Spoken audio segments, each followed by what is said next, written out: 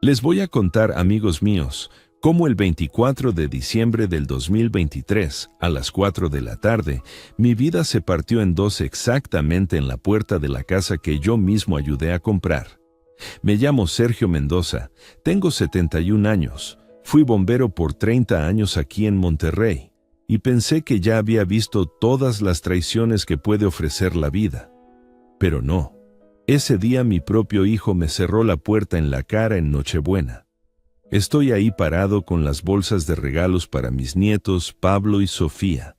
En las manos cargo mi famoso roscón de Reyes, ese mismo pastel navideño que me enseñó a hornear mi difunta María hace 30 años.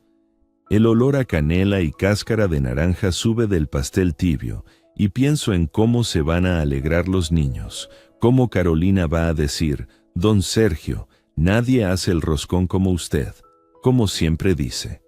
Toco la puerta de esta casa bonita en la Colonia del Valle, por cuyo enganche di 400,000 pesos en 2018, casi todos los ahorros que tenía María y yo. Abre Daniel, mi único hijo, pero en lugar de abrazos veo su cara desconcertada. «Papá, ¿qué haces aquí?» Mis manos con las bolsas como que se entumecieron. Hace 38 años lo cargué recién nacido, y ahora me pregunta qué hago en su casa en Nochebuena. Desde adentro de la casa se oye la risa, voces de niños, sonido de platos. Ahí hay fiesta sin mí. Por la ventana grande de la sala veo la mesa puesta para 8 personas, las luces, el árbol que el año pasado decoramos juntos con los nietos. En la mesa están los papás de Carolina, don Gustavo y doña Luz, que siempre me saludaban con cara de pocos amigos, la hermana de Carolina, Patricia, con su marido. El juego completo de familia, solo falta yo, el papá del dueño de la casa. Si me están escuchando por ahí, díganme ustedes, ¿cómo se siente cuando tu hijo te mira como si fueras un vendedor ambulante que llegó a molestar? Porque eso sentí yo en ese momento. Daniel no me invita a pasar, se queda ahí en el marco de la puerta, y yo entiendo que esto no es casualidad, no es malentendido. «Hijo, es Nochebuena, como siempre», le digo con voz temblorosa, porque por primera vez en 6 años desde que murió María me siento completamente solo. Daniel baja la mirada. «Papá, este año decidimos celebrar solo nosotros 4. Carolina dice que ya somos familia independiente. Disculpa, no hay espacio».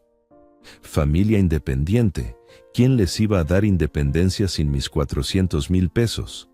Sin que yo me negara el viaje a Europa con María, ese viaje que ella soñaba, para que los nietos crecieran en casa bonita. De repente sale corriendo Pablo, mi nieto de 9 años, con mis ojos.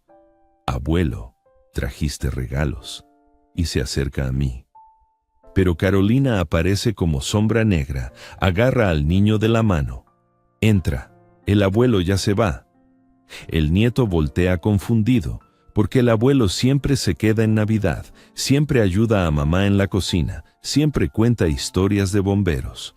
Pero Carolina lo jala adentro, y Daniel me dice bajito, casi susurrando para que no oigan los invitados: «Carolina dice que hablas mucho de mamá y eso pone triste el ambiente, y que siempre hueles a humo de tus años en bomberos. Sus papás se quejan». Ahí está, la verdad salió. Resulta que cuando les cuento a mis nietos de su abuela María, qué mujer tan maravillosa era, cómo cocinaba, cómo se reía, eso es ambiente triste.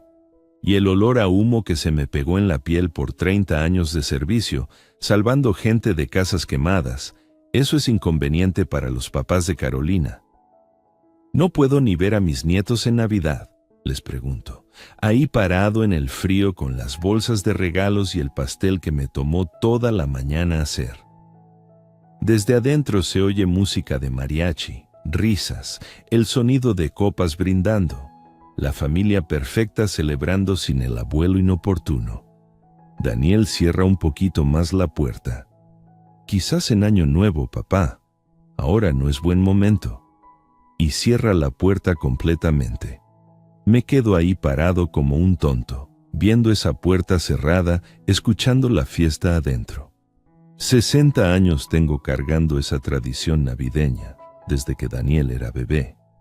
Siempre llegaba con regalos, siempre ayudaba en la cocina, siempre era parte de la familia.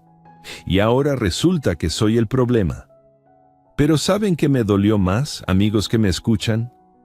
No fue que me cerraran la puerta, fue ver por la ventana esa mesa para 8 personas, perfectamente arreglada, con los mejores platos, las copas de cristal que les regalé el año pasado, las servilletas bordadas que María les hizo antes de morir.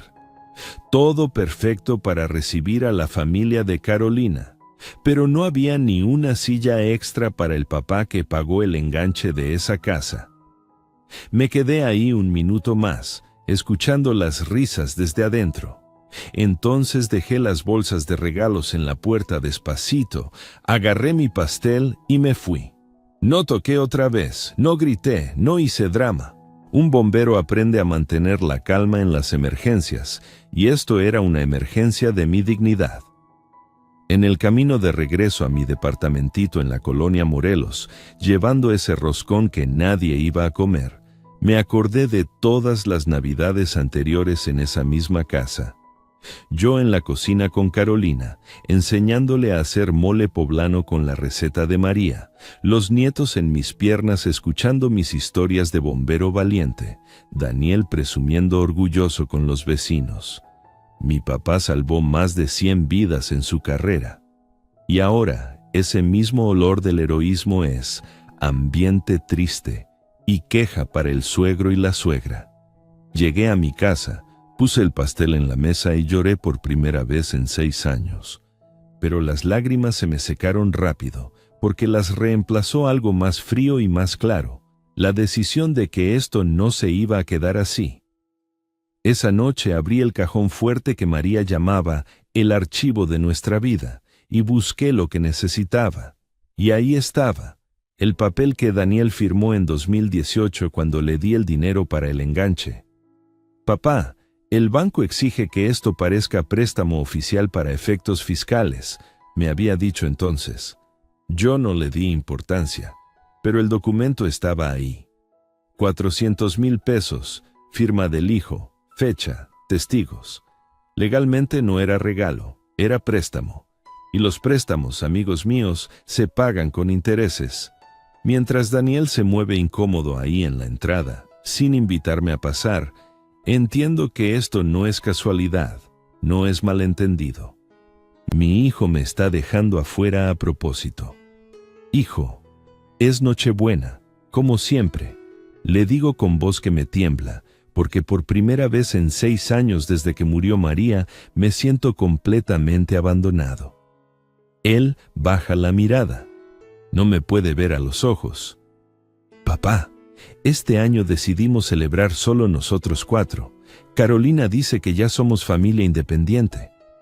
Esas palabras me pegan como rayo. Familia independiente. ¿Quién les iba a dar independencia sin mis 400,000 pesos? Sin que yo me negara ese viaje a Europa con María, ese viaje que ella tanto soñaba, para que los nietos crecieran en casa bonita. Me acuerdo cuando María se sentó en nuestra cocinita, contando los billetes que habíamos guardado durante años. Sergio, si damos esto, no vamos a poder ir a España como habíamos planeado. Pero miró las fotos de Pablo y Sofía y me dijo, pero los nietos merecen crecer en un hogar bonito. Y ahora resulta que somos demasiado independientes para el abuelo. De repente sale corriendo Pablo, mi nieto de 9 años con mis mismos ojos cafés. Abuelo, ¿trajiste regalos? Y se acerca corriendo hacia mí con esa sonrisa que es igual a la que tenía Daniel cuando era niño. Pero Carolina aparece detrás de él como sombra negra, lo agarra de la mano fuerte. Entra, el abuelo ya se va. Pablo voltea confundido hacia su mamá, después hacia mí. ¿Por qué ya te vas, abuelo? Siempre te quedas para la cena, siempre me cuentas del bombero que salvó al gatito.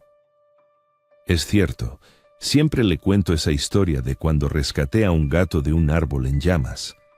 El niño no entiende por qué este año es diferente. ¿Por qué el abuelo que siempre llega con regalos y se queda hasta tarde, ahora tiene que irse?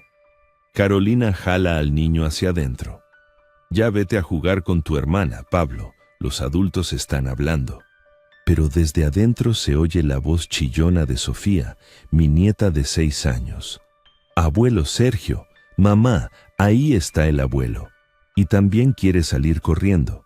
Daniel me pone la mano en el hombro, pero no es gesto cariñoso, es para detenerme. Papá, espérame aquí un momento. Y entra a la casa. Lo oigo hablar con Carolina adentro, voces apuradas, discusión en susurros. Mientras tanto, por la ventana veo mejor la escena. Ahí está don Gustavo, el papá de Carolina, sentado en el sillón que yo le ayudé a cargar cuando se mudaron, tomando cerveza de las buenas, de esas que cuestan 50 pesos cada una. Doña Luz está en mi lugar de siempre en la cocina, dirigiendo la preparación de la cena como si fuera su casa. La hermana de Carolina, Patricia, está poniendo la mesa con la vajilla de porcelana que María y yo les regalamos para su 3er aniversario de bodas. Los copas de cristal que compramos en el centro de Monterrey, ahorrando durante 3 meses para poder dárselas. Todo está siendo usado para una fiesta donde no soy bienvenido. Daniel regresa, cierra la puerta detrás de él para que no oigamos la conversación. Papá, Carolina dice que hablas mucho de mamá y eso pone triste el ambiente. Y que siempre hueles a humo de tus años en bomberos. Sus papás se quejan. Ahí está. La verdad salió finalmente. Cuando les cuento a mis nietos de su abuela María, de qué mujer tan maravillosa era, cómo hacía las mejores enchiladas de Monterrey, cómo se reía cuando yo llegaba lleno de hollín después de apagar incendios, cómo cantaba mientras cocinaba, eso es ambiente triste. Y el olor a humo que se me pegó en la piel después de 30 años salvando vidas, ese olor que María decía que era el perfume del héroe, ahora es molestia para los suegros refinados. Sus papás se quejan, repite Daniel, como si eso justificara todo.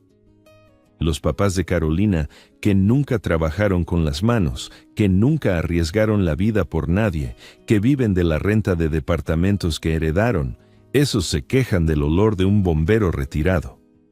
¿Y tú qué opinas, hijo?, le pregunto. Pero él no me contesta, solo mira hacia el suelo. ¿Tú también crees que hablo mucho de tu mamá? ¿Tú también piensas que huelo mal? Daniel se mueve nervioso. No es eso, papá, es que... Carolina dice que necesitamos hacer nuestras propias tradiciones, sin depender de las costumbres del pasado. Las costumbres del pasado. Así le dicen ahora a los recuerdos de su mamá. Así le dicen a 30 años de matrimonio entre María y yo. Así le dicen a las historias que le cuento a mis nietos para que sepan de dónde vienen. Desde adentro se oye la risa fuerte de don Gustavo, probablemente contando uno de sus chistes colorados que María nunca hubiera tolerado en presencia de los niños. Se oye música de mariachi, esa que ponen siempre en las fiestas elegantes, pero que no tiene nada que ver con la música ranchera que María y yo bailábamos los sábados por la noche en nuestra sala pequeña. Papá, entiende, dice Daniel. Carolina quiere que los niños vean ejemplos de éxito, de gente que ha progresado en la vida. ¿Ejemplos de éxito? ¿Gente que ha progresado? Mi hijo me está diciendo en la cara que yo no soy ejemplo de éxito. Yo, que salvé más de 100 vidas. Yo, que trabajé dobles turnos para pagarle la universidad. Yo, que le di el enganche para esta casa donde ahora no soy bienvenido. ¿Y qué soy yo entonces, Daniel?, le pregunto. ¿Qué les vas a decir a Pablo y Sofía cuando pregunten por qué el abuelo no vino a Navidad?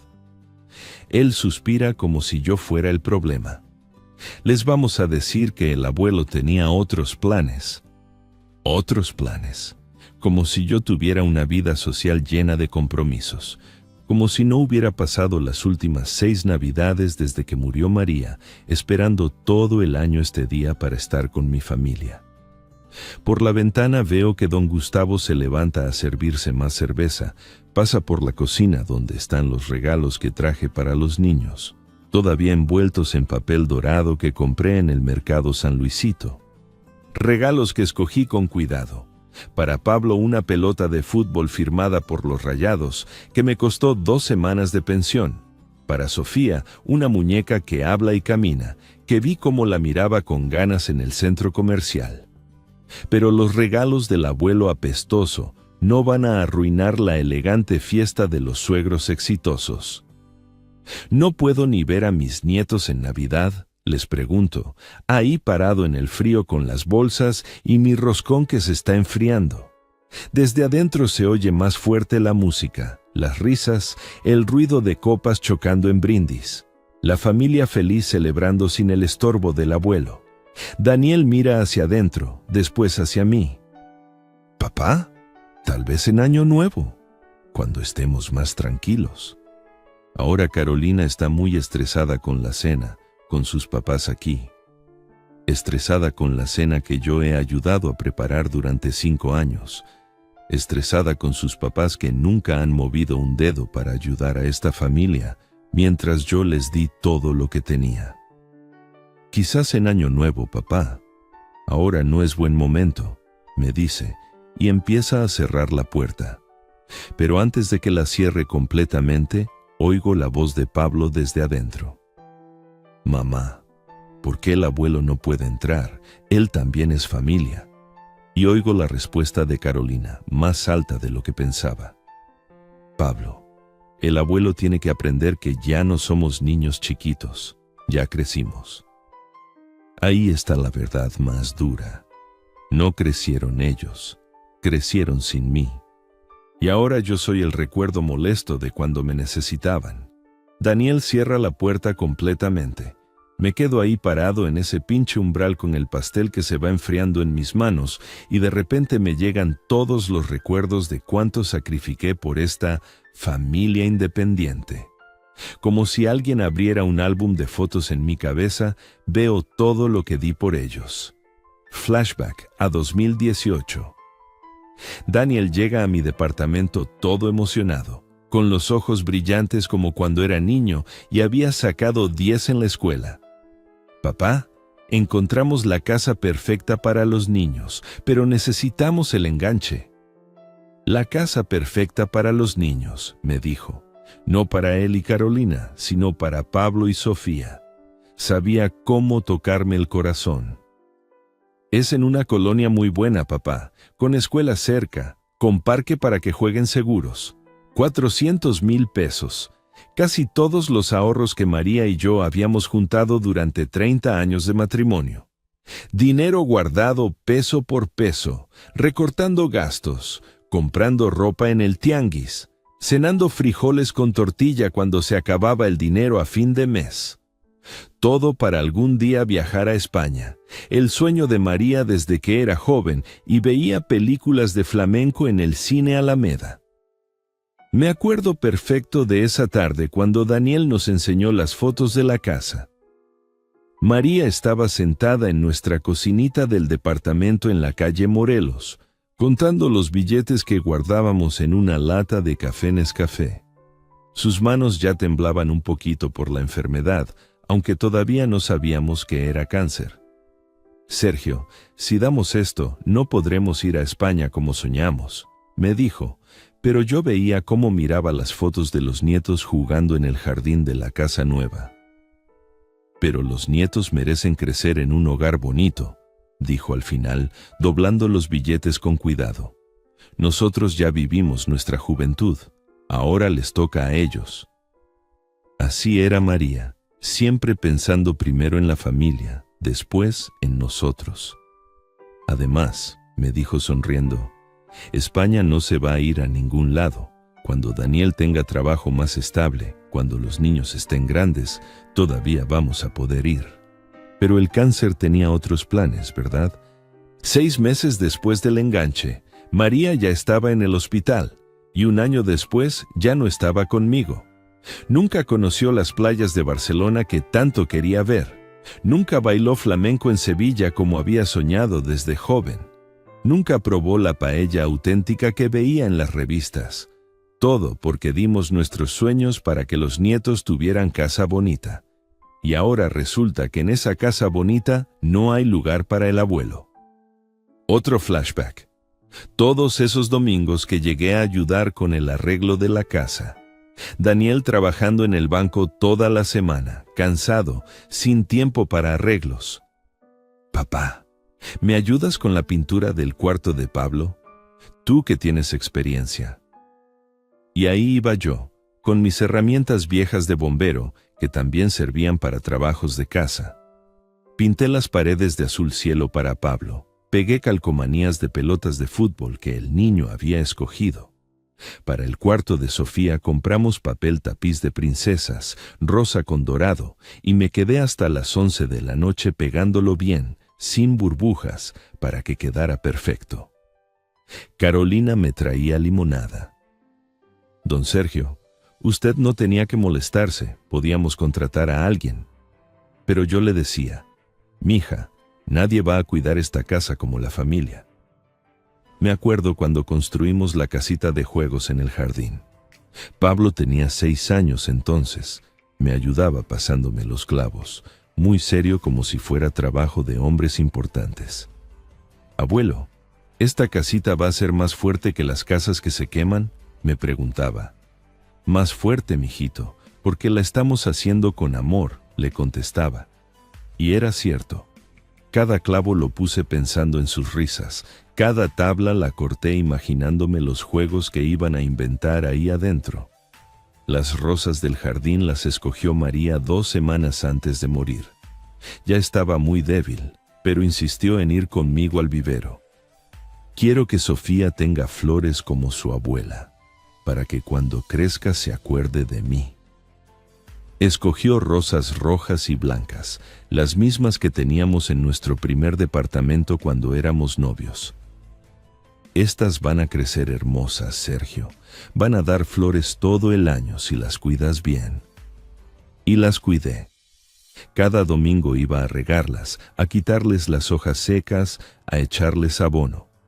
Sofía me ayudaba con sus manitas chiquitas llenando la regadera. ¿Abuelo? ¿Las flores saben que mi abuela María las escogió para mí? Claro que saben, mijita, por eso crecen tan bonitas. Ahora esas rosas siguen ahí, floreciendo en el jardín de la casa donde ya no soy bienvenido.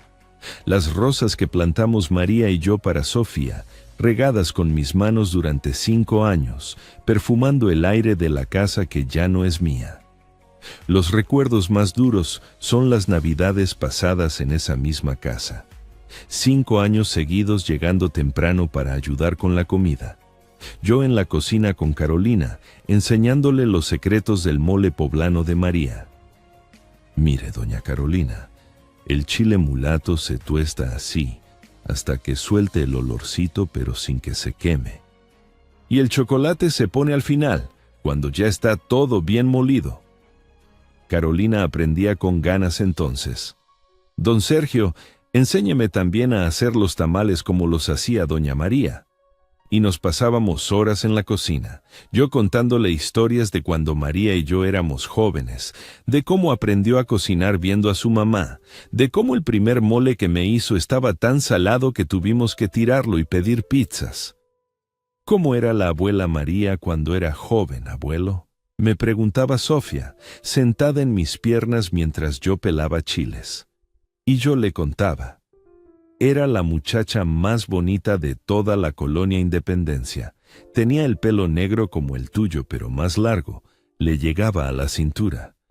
Y sabía bailar como nadie cuando ponían música ranchera en las fiestas. Pablo también se acercaba. Abuelo, cuéntanos del día que salvaste al niño del incendio. Y yo les relataba mis historias de bombero, pero siempre terminaba igual. Lo más importante no es ser valiente, es ser bueno con la familia, como su abuela María era buena con todos nosotros. Daniel se sentía orgulloso entonces, Cuando llegaban los vecinos, les presumía: mi papá salvó más de 100 vidas en su carrera, fue uno de los mejores bomberos de Monterrey. Los vecinos me miraban con respeto. ¡Qué honor, don Sergio! Usted es un héroe. Y Daniel agregaba: y ahora nos enseña a los nietos a ser valientes como él. Ahora ese mismo olor que me quedó de tanto salvar vidas es problema para los suegros elegantes. Me acuerdo de la Nochebuena del año pasado. Pablo había aprendido a tocar las mañanitas en la guitarra que le regalé para su cumpleaños, y me tocó una canción especial. Esta es para ti, abuelo, porque siempre vienes a cuidarnos. Sofía había hecho un dibujo en la escuela de toda la familia, y ahí estaba yo al lado de Daniel, con mi gorro de bombero y una sonrisa grande. Mira, abuelo, aquí estás tú salvando a un gatito, y aquí estamos todos cenando juntos. Esa noche, después de la cena, cuando ya se habían ido los otros invitados, me quedé ayudando a lavar los platos. Carolina me dijo: don Sergio, no sé qué haríamos sin usted. Los niños lo quieren tanto, y Daniel siempre dice que usted es el mejor papá que pudo tener. Yo me sentí feliz esa noche. Pensé que había logrado darle a mi hijo la familia que María y yo siempre soñamos. Y también me acuerdo de los cumpleaños de los nietos. Nunca faltaba yo, siempre con regalo y pastel hecho en casa. Para los 6 años de Sofía, hice una piñata de princesa que me tomó 3 días hacer. Pablo me ayudó a pintarla. Abuelo, las princesas también pueden ser bomberos. Claro que sí, mijito. Las princesas pueden ser lo que quieran. Para los 8 años de Pablo organicé una función de títeres en el jardín, con historias de bomberos valientes. Invité a mis compañeros retirados para que vinieran con el camión de bomberos y les enseñaran a los niños cómo funcionaba. Pablo estaba fascinado. Cuando sea grande voy a ser bombero como mi abuelo, para salvar gente. Daniel estaba feliz ese día. Papá, gracias por hacer esto por Pablo. Ve cómo te admira. Y Carolina tomaba fotos de todo. Don Sergio, los niños nunca van a olvidar estas fiestas que usted les organiza. Nunca van a olvidar, dijo. Pero ahora resulta que todas esas memorias bonitas son ambiente triste que hay que evitar. Me pego otro flashback de cuando Sofía se enfermó de neumonía hace 2 años. Daniel y Carolina estaban desesperados.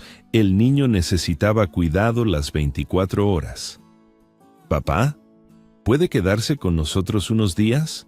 Sofía solo quiere que usted le cuente cuentos». Y ahí me quedé una semana entera, durmiendo en el sillón, levantándome cada 2 horas a darle sus medicinas, contándole historias hasta que se durmiera. «Abuelo, ¿te vas a morir como se murió la abuela María?», me preguntó Sofía una noche que tenía fiebre. «No, mijita, el abuelo va a estar contigo mucho tiempo más, hasta que seas grande y tengas tus propios hijos». «¿Me prometes?», me dijo con sus ojitos vidriosos. «Te prometo», le contesté. Y ahora esa misma Sofía está adentro de la casa, preguntando por qué no puede ver a su abuelo en Navidad. Todos esos domingos que fui a arreglar algo que se descomponía, la llave del lavabo, la cerradura de la puerta trasera, el enchufe de la sala que echaba chispas. «Papá, usted sabe de todo», me decía Daniel. «No es que sepa de todo, hijo, es que cuando uno es pobre aprende a arreglar las cosas en lugar de tirarlas». Y mientras yo estaba ahí arreglando su casa gratis, Carolina me contaba sus problemas. «Don Sergio, no sé cómo hacer que Pablo me haga caso, solo le obedece a usted». «Es porque los nietos siempre tienen conexión especial con los abuelos, mija. Déjalo que venga a visitarme más seguido, yo le enseño a respetar a sus papás». Ahora esa misma Carolina que me pedía consejos es la que dice que hablo mucho de mi esposa muerta y que huelo feo. Parado ahí en la puerta cerrada, con el roscón enfriándose y el corazón haciéndose pedazos, entiendo todo. Fui útil mientras me necesitaron. Cuando necesitaron dinero para la casa, ahí estaba yo. Cuando necesitaron trabajador gratis para los arreglos, ahí estaba yo. Cuando necesitaron niñera para los hijos enfermos, ahí estaba yo. Pero ahora que ya tienen la casa pagada, ahora que ya no necesitan trabajador gratis, ahora que los niños ya crecieron y no se enferman tanto, el abuelo se convirtió en estorbo. Y lo más doloroso es darme cuenta de que María murió creyendo que habíamos hecho lo correcto, que nuestro sacrificio valía la pena, porque la familia estaría siempre unida. Si me pudiera ver ahora, parado como perro castigado en la puerta de la casa que pagamos con nuestros sueños, se le rompería el corazón otra vez. Llegué a mi departamentito en la calle Morelos, subí los 3 pisos despacio, como si mis piernas hubieran envejecido 10 años en una tarde. Abrí la puerta y ahí estaba mi casa, tan pequeña comparada con la de Daniel, pero mía. Puse el roscón en la mesa de la cocina, el mismo lugar donde María y yo desayunábamos todos los días durante 30 años, y por primera vez desde que ella murió, me quebré completamente. Lloré como no había llorado desde el día del entierro. Lloré por María, que murió creyendo que habíamos hecho lo correcto al dar nuestros ahorros. Lloré por mí, por sentirme tan pendejo, tan usado. Lloré por mis nietos, que no entienden por qué el abuelo no puede estar con ellos en Navidad. Y lloré de rabia, de esa rabia que te quema por dentro cuando te das cuenta de que te han visto la cara de tonto durante años. Pero las lágrimas se me secaron rápido, porque en su lugar llegó algo más frío, más peligroso, la claridad. Esa claridad que te da cuando finalmente entiendes que ya no tienes nada que perder. Me levanté de la mesa, me lavé la cara en el lavabo del baño, me vi en el espejo y vi a un hombre diferente. Ya no era el abuelo suplicante que había estado parado en esa puerta. Era Sergio Mendoza, el bombero que había enfrentado incendios durante 30 años, el hombre que sabía tomar decisiones difíciles cuando las cosas se ponían feas. Fui directo al closet del cuarto, moví la ropa que colgaba ahí, y abrí la caja fuerte pequeña que tengo empotrada en la pared. María la llamaba el archivo de nuestra vida, porque ahí guardamos siempre los papeles importantes, las escrituras del departamento, nuestros certificados de matrimonio, mis medallas de bombero, las actas de nacimiento. Y ahí, en una carpeta amarilla que no había tocado en años, estaba lo que buscaba, el documento de 2018. Me acordé perfecto del día que Daniel lo firmó. Estábamos aquí mismo, en mi mesa de la cocina, él nervioso porque necesitaba el dinero rápido para apartar la casa. «Papá, el banco exige que esto parezca préstamo oficial para efectos fiscales», me había dicho entonces. «Necesitan ver que no es regalo, sino préstamo familiar para los trámites». Yo no le di importancia, pensé que era puro papeleo burocrático. Pero ahí estaba. Pagaré por la cantidad de 400,000 liriquerequeros, 400,000 pesos, con la firma de Daniel bien clara, la fecha y hasta los testigos. Mi compadre Raúl y su esposa Esperanza, que habían venido a cenar ese día y firmaron como favor. Daniel Mendoza Herrera se compromete a pagar la cantidad antes mencionada a Sergio Mendoza Vázquez en un plazo no mayor a 10 años, con intereses del 8% anual según las tasas bancarias vigentes. Legalmente no era regalo, era préstamo. Y los préstamos, por ley, se pagan. Me senté ahí en la cocina, leyendo y releyendo ese papel, y sentí algo extraño. Por primera vez en 6 años, me sentía con poder.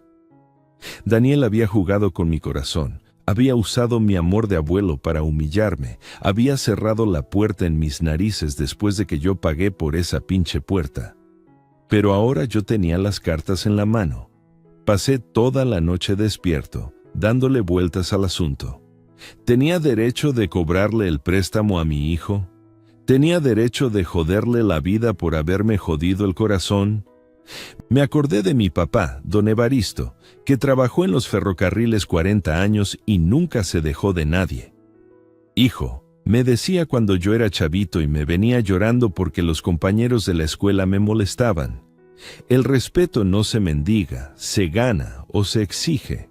Si no te respetan por bueno, que te respeten por cabrón.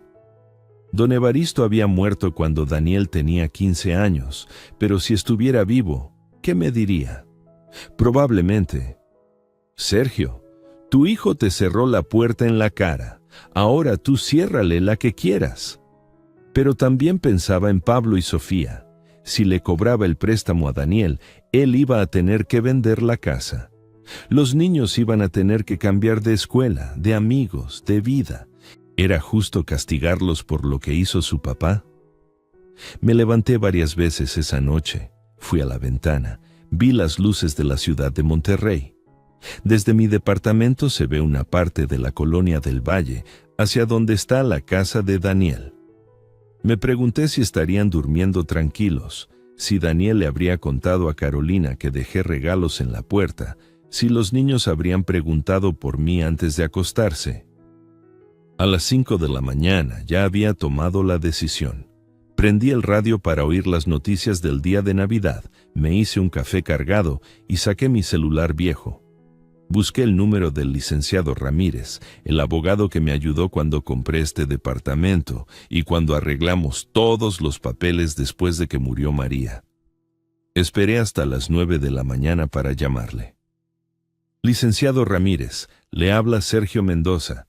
Sé que es día de Navidad, pero necesito una consulta urgente. Me dijo que no había problema, que podía ir a su casa si era importante. Más bien, licenciado, ¿puede venir usted a la mía? Es que no tengo ganas de salir hoy. Llegó como a las 11 de la mañana, con su portafolio y cara de curiosidad. Le conté todo lo que había pasado el día anterior, desde mi llegada a la casa hasta que me cerraron la puerta. Le enseñé el documento, le expliqué cómo habían sido las cosas. A ver, don Sergio, déjeme revisar esto bien. Se puso los lentes, leyó línea por línea, checó las firmas, las fechas. Efectivamente, esto es un pagaré legal y válido. Su hijo firmó un compromiso de pagar 400,000 pesos con intereses del 8% anual. Sacó su calculadora, hizo cuentas. Con los intereses compuestos de 6 años, estamos hablando de 680,000 pesos aproximadamente. 680,000 pesos, casi el doble de lo que les había prestado. ¿Y si quiero cobrarlo, licenciado? ¿Qué pasa? Pues legalmente tiene todo el derecho, don Sergio. Puede exigir el pago inmediato, y si su hijo no puede pagar, se puede proceder a embargo de bienes, empezando por la casa, claro. Me quedé callado un momento, imaginándome la cara de Daniel cuando recibiera la demanda. Pero don Sergio, agregó el licenciado, ¿está seguro de esto? Esto puede destruir a su familia. Licenciado, le contesté mirándolo derecho a los ojos, mi familia me destruyó ayer en la puerta de su casa. Ahora yo elijo mis términos. Le dije que sí, que quería proceder, que preparara todos los papeles para exigir el pago del préstamo, que le diera 60 días a Daniel para conseguir el dinero, como marca la ley, y que si no podía, se procediera a embargar la casa. ¿Cuánto me va a costar esto, licenciado? Don Sergio, por la amistad que tuvimos con su esposa, que en paz descanse, y considerando que esto es cobrar algo que legalmente le pertenece, no le voy a cobrar honorarios hasta que recupere su dinero. Después vemos. Esa tarde me quedé en mi departamento, viendo las noticias de Navidad en la televisión. Reportajes de familias felices reunidas, niños jugando con sus regalos nuevos, abuelos sonriendo rodeados de sus seres queridos. En otras casas, los abuelos eran tesoros. En la mía, era estorbo. Pero lo más difícil vino después, cuando decidí escribirles la carta a Pablo y Sofía.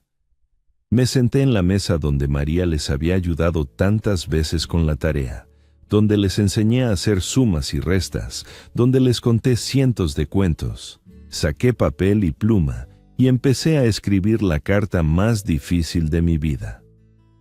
Mis queridos nietos Pablo y Sofía, el abuelo los quiere mucho, eso nunca lo duden. Pero ayer su papá cerró la puerta cuando vine a pasar Navidad con ustedes, como siempre habíamos hecho. Me dijo que ya no hay lugar para el abuelo en su casa. Me detuve ahí. Se me nublaron los ojos otra vez. ¿Cómo le explicas a un niño de 9 años y a una niña de 6 que su papá no quiere al abuelo en Navidad? ¿Cómo les dices que el olor a humo que tanto les gustaba cuando les contaba historias de bomberos ahora es problema para sus otros abuelos? Seguí escribiendo. Cuando crezcan y se pregunten por qué el abuelo desapareció de sus vidas, pregúntenle a su papá qué pasó esa Nochebuena del 2023. Los regalos que dejé en la puerta son lo último que el abuelo les puede dar. Ahora tienen que aprender que las familias que cierran puertas pierden las llaves para siempre. El abuelo siempre va a quererlos, pero también tiene que quererse a sí mismo. Su abuela María me enseñó que el amor verdadero no acepta humillaciones. Firmé la carta, la metí en un sobre y escribí la dirección de la escuela de los niños. La mandaría por correo certificado para que llegara seguro después de las vacaciones de Navidad. Esa noche cené mi roscón solo, en mi mesa pequeña, pero por primera vez en años no me sentí triste. Me sentía poderoso, como cuando era bombero y sabía exactamente qué hacer en una emergencia. Mañana empezaría mi nueva vida, una vida donde Sergio Mendoza no acepta que le cierren puertas en la cara, una vida donde el respeto se exige, no se mendiga. Daniel iba a aprender que cerrar puertas tiene consecuencias, y que su papá, el viejo bombero apestoso, todavía tenía algunas cartas que jugar. El 26 de diciembre, a las 10 de la mañana, el licenciado Ramírez tocó la puerta de Daniel con su portafolio negro y los documentos que cambiarían todo. Me imagino la cara de mi hijo cuando abrió y se encontró con un abogado formal en su entrada, todavía con restos de la fiesta navideña regados por la casa. Daniel Mendoza Herrera, le preguntó el licenciado con voz profesional. Vengo a entregarle una notificación legal de su padre, don Sergio Mendoza. Yo no estuve ahí, pero conozco a Daniel desde que nació. Seguramente se puso pálido. Probablemente pensó que era broma. Tal vez hasta se rió nervioso. ¿Mi papá? ¿Qué notificación? Y cuando el licenciado le entregó los papeles oficiales y le explicó que tenía 60 días para pagar 680,000 pesos por el préstamo de 2018, ahí se dio cuenta de que su papá el bombero no era el viejito indefenso que había humillado en Nochebuena. Era el hombre que había resuelto emergencias durante 30 años y sabía exactamente cómo actuar cuando las cosas se ponían difíciles. El licenciado me llamó esa misma tarde. Don Sergio, misión cumplida. Le entregué los documentos a su hijo. Debo decirle que se veía muy sorprendido. Por supuesto que estaba sorprendido. Daniel pensaba que yo era el abuelo sentimental que se iba a quedar callado después de la humillación. No sabía que detrás del abuelo rechazado había un hombre que conocía sus derechos y sabía defenderlos. Las siguientes semanas me trajeron una sensación extraña, algo que no había sentido desde que murió María. Poder. No el poder cruel de lastimar por lastimar, sino el poder de la justicia, de saber que finalmente las cosas se estaban acomodando como debían ser. Cada mañana me levantaba y pensaba, hoy Daniel está despierto sabiendo que debe 680,000 pesos y solo le quedan 50 y tantos días para conseguirlos. La primera llamada llegó el 28 de diciembre. Sonó mi teléfono a las 7 de la mañana y era Daniel, con voz quebrada. Papá, necesitamos hablar, por favor. Ahora sí quieres hablar, hijo. El día 24 no querías ni verme.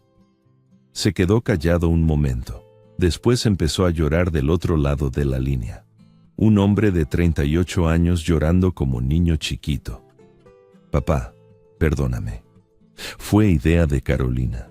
Ella me convenció de que era mejor celebrar sin ti. Yo no quería lastimarte. Ahí estaba la primera mentira. Daniel, le dije con voz calmada, Carolina no abrió la puerta ese día, la abriste tú. Carolina no me dijo que olía mal, me lo dijiste tú. Carolina no cerró la puerta en mi cara, la cerraste tú. Deja de echarle la culpa a tu mujer por tus propias decisiones. Pero papá, no tengo 680,000 pesos. ¿Dónde voy a conseguir tanto dinero en 2 meses? Su voz sonaba desesperada, y una parte de mí, esa parte que todavía era su papá que lo quería, se sintió mal por él. Pero la parte más grande, la parte que había sido humillada en su propia puerta, se sintió satisfecha. Hijo, ese no es mi problema. Tú firmaste un pagaré, yo te presté mi dinero y ahora quiero que me pagues. Como cualquier banco, como cualquier prestamista. ¿Pero cómo voy a conseguir esa cantidad? No sé, Daniel. Pídele prestado a los papás de Carolina, que según tú son tan exitosos. O véndele algo a la hermana de Carolina, que según vi el día 24 estaba muy cómoda en tu casa. O habla con tu banco, saca otro préstamo. Como hiciste cuando necesitaste mi dinero, busca la manera. Colgué el teléfono y me sentí raro.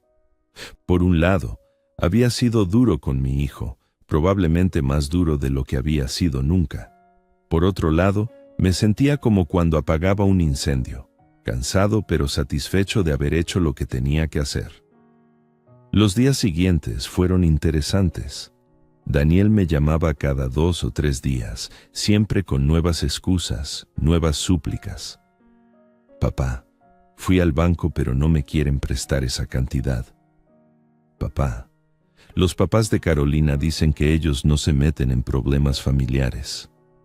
Papá, Carolina dice que si perdemos la casa se va a divorciar de mí. Esa última llamada me dio particular satisfacción. Ah, sí. ¿Carolina se va a divorciar si pierden la casa? Qué interesante, Daniel. Resulta que Carolina solo te quiere mientras tengas casa bonita que presumir. Cuando necesites apoyo de verdad, ahí vamos a ver si el amor es sincero o era puro interés. No digas eso de mi esposa, papá. No estoy diciendo nada, hijo. Son hechos. Cuando te casaste con Carolina, ella sabía que eras empleado de banco, no millonario. Pero cuando tuvo casa grande gracias a mi dinero, ahí sí se sintió muy cómoda cerrándome la puerta. Ahora que puede perder esa casa, resulta que el matrimonio está en peligro. Saca tus propias conclusiones. Lo que más me divertía era imaginarme las escenas en casa de Daniel. Carolina había desaparecido a casa de sus papás después de la primera semana de enero, cuando se dio cuenta de que el problema era real. Los mismos papás que se quejaban de mi olor a humo, que no querían al abuelo inoportuno en su Navidad elegante, ahora se habían vuelto muy ocupados cuando Daniel les pidió prestados 680,000 pesos. Es que nosotros no tenemos esa cantidad líquida, le dijeron según me contó Daniel. Nuestro dinero está invertido en propiedades. Qué casualidad, ¿verdad? Para presumir de exitosos, sí tenían dinero. Para ayudar al yerno desesperado, ya no. Por las noches, cuando me acostaba en mi departamentito, me imaginaba a Daniel solo en esa casa grande, dándole vueltas al problema, calculando y recalculando, buscando desesperadamente una solución. Los mismos cuartos que yo pinté, el mismo jardín donde planté las rosas de María, la misma cocina donde enseñé a hacer mole, todo a punto de perderse por su propia decisión de cerrarme la puerta. A mediados de enero, empezaron los problemas maritales serios. Daniel me llamó una noche, obviamente borracho. Papá, Carolina se llevó a los niños a casa de sus papás. Dice que no va a regresar hasta que yo resuelva el problema del dinero. ¿Y cómo vas a resolverlo, hijo? No sé, papá, no sé. Los vecinos ya saben que tengo problemas económicos. En el banco están preguntando si necesito ayuda. Es humillante. ¿Humillante? Qué palabra tan interesante viniendo de él. Daniel, le dije, ahora sabes lo que se siente la humillación. El día 24 de diciembre me humillaste enfrente de una casa que yo pagué, delante de nietos que yo ayudé a criar. Ahora tú tienes tu propia humillación. La diferencia es que yo no me la busqué, tú sí. Las semanas pasaron como páginas de calendario que se arrancan. 50 días, 40 días, 30 días. Daniel cada vez más desesperado, Carolina cada vez más ausente, los niños preguntando por qué papá y mamá estaban peleando, por qué tenían que quedarse con los otros abuelos, por qué el abuelo Sergio no contestaba el teléfono cuando ellos querían hablar con él, por qué no les contestaba. Había desconectado el teléfono de la casa y puesto el celular en silencio cuando veía que era número de los niños. No porque no los quisiera, sino porque sabía que si hablaba con Pablo y Sofía, si oía sus vocecitas preguntándome cuándo iba a verlos otra vez, iba a flaquear. Y no podía flaquear. Esta batalla no era contra los niños, era contra su papá, y tenía que mantenerme firme. El día 58 Daniel apareció en mi puerta. No tocó, no llamó por teléfono para avisar. Simplemente llegó y se puso de rodillas en mi entrada. Así como lo oyen, un hombre de 38 años, empleado de banco, papá de familia, hincado en el suelo de mi departamento llorando como Magdalena. Papá, perdóname. Perdóname por todo. Tienes razón, fui yo quien cerró la puerta. Fui yo quien te humilló. Fui yo quien eligió quedar bien con los papás de Carolina en lugar de defender a mi propio padre. Lo vi ahí, hincado, con los ojos rojos de tanto llorar, con la ropa arrugada como si hubiera dormido en el carro, y sentí algo extraño en el pecho. No era lástima, no era ganas de perdonar inmediatamente, era tristeza. Tristeza de ver a qué grado habíamos llegado por su culpa. Daniel, levántate. Los hombres no se hincan más que delante de Dios. Se levantó, se secó los mocos con la manga y me miró con esa cara de niño regañado que ponía cuando lo cachaba haciendo travesuras. Papá, no tengo el dinero. No lo voy a tener. Mañana vence el plazo y van a embargar la casa. Lo sé, le dije simplemente. ¿Y qué va a pasar con mis hijos?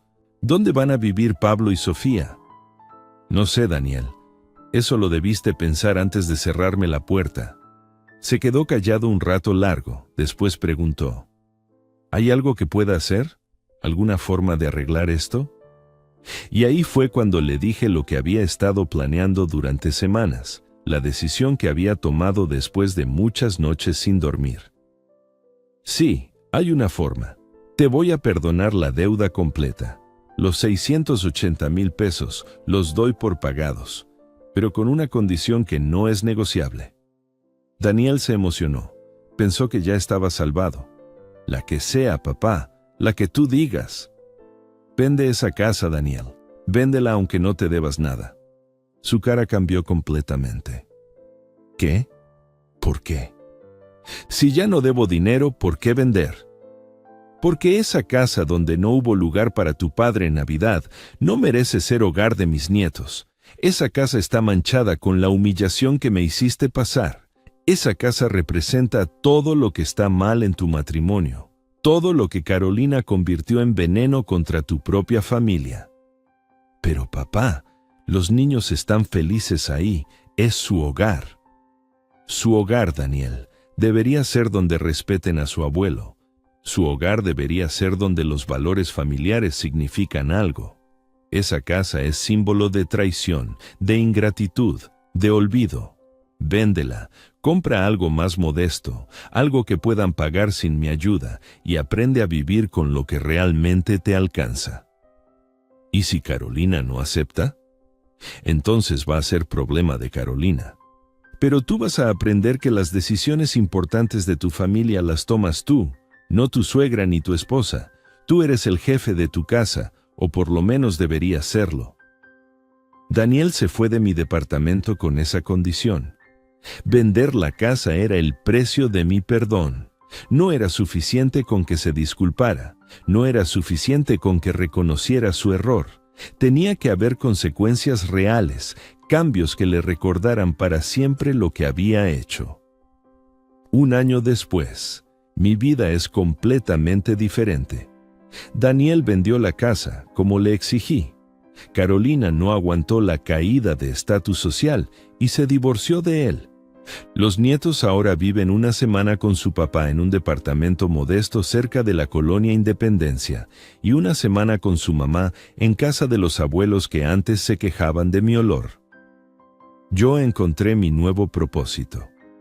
3 veces por semana voy a escuelas primarias como voluntario, enseñando a los niños sobre seguridad contra incendios. Los maestros me reciben como héroe. Niños, hoy nos visita don Sergio, que fue bombero durante 30 años y salvó muchas vidas. Los niños me escuchan fascinados, hacen preguntas, me abrazan cuando me voy. Es la familia que escogí, la familia que me respeta. Cada Navidad hornea mi roscón, pero ya no para familia ingrata. Lo llevo a casa del abuelo, el asilo donde ahora soy voluntario todos los sábados. Ahí me conocen como don Sergio, el que cuenta las mejores historias y nunca olvida los nombres de los abuelitos que ya nadie visita. Don Ramiro, que fue carpintero. Doña Esperanza, que fue maestra. Don Joaquín, que vendía elotes en el centro. Gente que trabajó toda la vida y ahora está sola, como yo, pero que se tratan con respeto mutuo. Daniel viene cada domingo con Pablo y Sofía. Los recibo, sí, pero con frialdad que él entiende perfectamente. Los niños corren a abrazarme, me cuentan de la escuela, me preguntan cuándo van a quedarse a dormir en casa del abuelo como antes, y yo les doy respuestas cortas, cariñosas, pero distantes. Se necesita tiempo, hijo, le digo a Daniel cuando me pregunta cuándo vamos a volver a ser familia de verdad. 6 años construiste esa puerta que me cerraste en la cara. No esperes que se abra en 6 días, o 6 meses, o tal vez 6 años. ¿Me vas a perdonar algún día completamente, papá? Ya te perdoné, Daniel. El perdón no significa olvido. Significa que ya no te deseo mal, pero tampoco significa que las cosas van a volver a ser como antes. Perdiste mi confianza, perdiste mi respeto. Esas cosas se ganan otra vez, no se regalan. Entienden, amigos que me escuchan, el respeto no se mendiga, se exige. La dignidad no se negocia, se defiende. Es mejor estar solo, pero con la frente en alto, que rodeado de familia que te ve como estorbo. Daniel aprendió que cerrar puertas tiene precio. Carolina aprendió que el amor interesado se acaba cuando se acaba el interés. Los nietos van a aprender, cuando crezcan, que las decisiones de los adultos tienen consecuencias que duran años, y yo aprendí que a los 71 años todavía se puede empezar de nuevo, que la soledad digna es mejor que la compañía humillante, que un hombre que se respeta a sí mismo nunca está completamente solo. Sergio Mendoza, bombero retirado, abuelo rechazado pero no vencido. Esa es mi historia, y me siento orgulloso de cómo terminó. Estamos una vez más por acá, huevón. Una noche más por acá, muchachos, con ustedes. Qué bueno verlos por acá. Aplausos, no lo merecemos, no lo merecemos. Después de un día tan berraco, huevón. Después de un día tan agitado. Aquí estamos. Invictos. Me gustó esto. ¿Cómo vamos, parceros? Buenas noches, háblamelo de Ledan.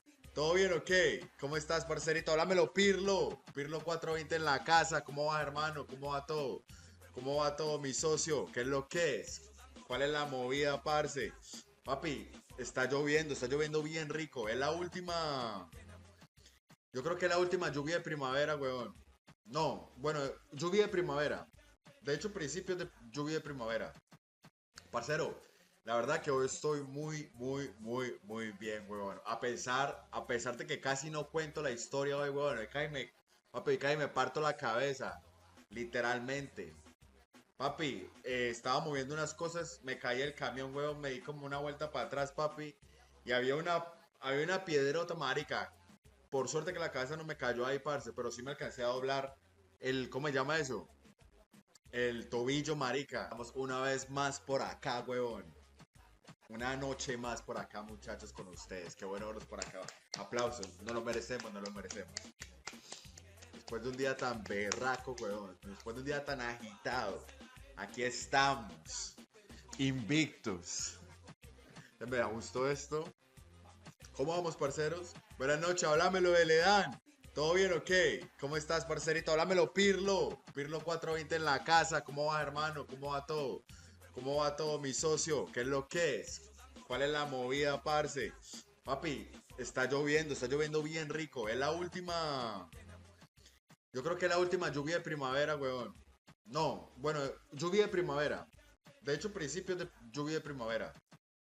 Parcero, la verdad que hoy estoy muy bien, huevón. A pesar de que casi no cuento la historia hoy, huevón. Papi, cae me parto la cabeza. Literalmente. Papi, estaba moviendo unas cosas, me caí el camión, huevón, me di como una vuelta para atrás, papi. Y había una piedrota, marica. Por suerte que la cabeza no me cayó ahí, parce, pero sí me alcancé a doblar ¿cómo se llama eso? El tobillo, marica. Vamos una vez más por acá, huevón. Una noche más por acá, muchachos, con ustedes. Qué bueno verlos por acá. Aplausos. No lo merecemos, no lo merecemos. Después de un día tan berraco, huevón. Después de un día tan agitado. Aquí estamos. Invictus. Me da gusto esto. ¿Cómo vamos, parceros? Buenas noches, háblamelo de Ledán. ¿Todo bien o qué? ¿Cómo estás, parcerito? Háblamelo, Pirlo. Pirlo 420 en la casa. ¿Cómo va, hermano? ¿Cómo va todo? ¿Cómo va todo, mi socio? ¿Qué es lo que es? ¿Cuál es la movida, parce? Papi, está lloviendo bien rico. Es la última. Yo creo que es la última lluvia de primavera, weón. No, bueno, lluvia de primavera. De hecho, principios de lluvia de primavera. Parcero, la verdad que hoy estoy muy bien, weón. A pesar de que casi no cuento la historia hoy, weón. Papi, cae me parto la cabeza. Literalmente. Papi, estaba moviendo unas cosas, me caí el camión, weón, me di como una vuelta para atrás, papi. Y había una piedrota, marica. Por suerte que la cabeza no me cayó ahí, parce, pero sí me alcancé a doblar ¿cómo se llama eso? El tobillo, marica. Vamos una vez más por acá, huevón. Una noche más por acá, muchachos, con ustedes. Qué bueno verlos por acá. Aplausos. No lo merecemos, no lo merecemos. Después de un día tan berraco, huevón. Después de un día tan agitado. Aquí estamos. Invictus. Me da gusto esto. ¿Cómo vamos, parceros? Buenas noches, háblamelo de Ledán. ¿Todo bien o qué? ¿Cómo estás, parcerito? Háblamelo, Pirlo. Pirlo 420 en la casa. ¿Cómo va, hermano? ¿Cómo va todo? ¿Cómo va todo, mi socio? ¿Qué es lo que es? ¿Cuál es la movida, parce? Papi, está lloviendo bien rico. Es la última. Yo creo que es la última lluvia de primavera, weón. No, bueno, lluvia de primavera. De hecho, principios de lluvia de primavera. Parcero, la verdad que hoy estoy muy bien, weón. A pesar de que casi no cuento la historia hoy, weón. Papi, cae me parto la cabeza. Literalmente. Papi, estaba moviendo unas cosas, me caí el camión, weón, me di como una vuelta para atrás, papi. Y había una piedrota, marica. Por suerte que la cabeza no me cayó ahí, parce, pero sí me alcancé a doblar ¿cómo se llama eso? El tobillo, marica. Vamos una vez más por acá, huevón. Una noche más por acá, muchachos, con ustedes. Qué bueno verlos por acá. Aplausos. No lo merecemos, no lo merecemos. Después de un día tan berraco, huevón. Después de un día tan agitado. Aquí estamos. Invictus. Me da gusto esto. ¿Cómo vamos, parceros? Buenas noches, háblamelo de Ledán. ¿Todo bien o qué? ¿Cómo estás, parcerito? Háblamelo, Pirlo. Pirlo 420 en la casa. ¿Cómo va, hermano? ¿Cómo va todo? ¿Cómo va todo, mi socio? ¿Qué es lo que es? ¿Cuál es la movida, parce? Papi, está lloviendo bien rico. Es la última. Yo creo que es la última lluvia de primavera, weón. No, bueno, lluvia de primavera. De hecho, principios de lluvia de primavera. Parcero, la verdad que hoy estoy muy bien, weón. A pesar de que casi no cuento la historia hoy, weón. Papi, cae me parto la cabeza. literalmente. Papi, estaba moviendo unas cosas, me caí el camión, huevón, me di como una vuelta para atrás, papi, y había una piedrota, marica. Por suerte que la cabeza no me cayó ahí, parce, pero sí me alcancé a doblar ¿cómo se llama eso? El tobillo, marica. Vamos una vez más por acá, huevón. Una noche más por acá, muchachos, con ustedes. Qué bueno verlos por acá. Aplausos. No lo merecemos, no lo merecemos. Después de un día tan berraco, huevón. Después de un día tan agitado. Aquí estamos. Invictos. Me gustó esto. ¿Cómo vamos, parceros? Buenas noches, háblamelo de Ledán. ¿Todo bien o qué? ¿Cómo estás, parcerito? Háblamelo, Pirlo. Pirlo 420 en la casa. ¿Cómo va, hermano? ¿Cómo va todo? ¿Cómo va todo, mi socio? ¿Qué es lo que es? ¿Cuál es la movida, parce? Papi, está lloviendo bien rico. Es la última. Yo creo que es la última lluvia de primavera, weón. No, bueno, lluvia de primavera. De hecho, principios de lluvia de primavera. Parcero, la verdad que hoy estoy muy bien, weón. A pesar de que casi no cuento la historia hoy, weón. Papi, cae me parto la cabeza. Literalmente. Papi, estaba moviendo unas cosas, me caí el camión, weón, me di como una vuelta para atrás, papi. Y había una piedrota, marica. Por suerte que la cabeza no me cayó ahí, parce, pero sí me alcancé a doblar ¿cómo se llama eso? El tobillo, marica. Vamos una vez más por acá, huevón. Una noche más por acá, muchachos, con ustedes. Qué bueno verlos por acá. Aplausos. No lo merecemos, no lo merecemos. Después de un día tan berraco, huevón. Después de un día tan agitado. Aquí estamos. Invictos. Me gustó esto. ¿Cómo vamos, parceros? Buenas noches, háblamelo de Ledán. ¿Todo bien o qué? ¿Cómo estás, parcerito? Háblamelo, Pirlo. Pirlo 420 en la casa. ¿Cómo va, hermano? ¿Cómo va todo? ¿Cómo va todo, mi socio? ¿Qué es lo que es? ¿Cuál es la movida, parce? Papi, está lloviendo bien rico. Es la última. Yo creo que es la última lluvia de primavera, weón. No, bueno, lluvia de primavera. De hecho, principios de lluvia de primavera. Parcero, la verdad que hoy estoy muy bien, huevón. A pesar de que casi no cuento la historia hoy, huevón. Papi, me parto la cabeza. Literalmente. Papi, estaba moviendo unas cosas, me caí el camión, huevón, me di como una vuelta para atrás, papi. Y había una piedrota, marica. Por suerte que la cabeza no me cayó ahí, parce, pero sí me alcancé a doblar ¿cómo se llama eso? El tobillo, marica. Vamos una vez más por acá, huevón. Una noche más por acá, muchachos, con ustedes. Qué bueno verlos por acá. Aplausos. No lo merecemos, no lo merecemos. Después de un día tan berraco, huevón. Después de un día tan agitado. Aquí estamos. Invictos. Me gustó esto. ¿Cómo vamos, parceros? Buenas noches, háblamelo de Ledán. ¿Todo bien o qué? ¿Cómo estás, parcerito? Háblamelo, Pirlo. Pirlo 420 en la casa. ¿Cómo va, hermano? ¿Cómo va todo? ¿Cómo va todo, mi socio? ¿Qué es lo que es? ¿Cuál es la movida, parce? Papi, está lloviendo bien rico. Es la última. Yo creo que es la última lluvia de primavera, weón. No, bueno, lluvia de primavera. De hecho, principios de lluvia de primavera. Parcero, la verdad que hoy estoy muy bien, weón. A pesar de que casi no cuento la historia hoy, weón. Papi, me parto la cabeza. Literalmente. Papi, estaba moviendo unas cosas, me caí el camión, weón, me di como una vuelta para atrás, papi.